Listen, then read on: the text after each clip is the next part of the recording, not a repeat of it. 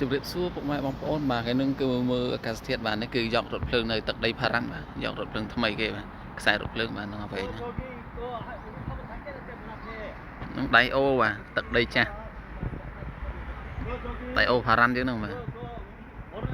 ទឹកហ្នឹងក៏ឃើញចឹងបងប្អូនទឹកហ្នឹងសម្បូរត្រីណាត្រីធំធំបាទមានគេស្ទូចច្រើនបាទនៅខាងលើដើរទៅលើហ្នឹងសម្បូរអ្នកស្ទូចបាទនៅលើហ្នឹងនឹងខាងមុខហ្នឹងខាងមុខស្ពានហ្នឹងគេហៅឆេអាមទៅមុខទៀតហ្នឹងទៅដល់ជោអាំត្រឡប់មកខាងនេះហ្នឹងផារ៉ាន់តែខាងនោះហ្នឹង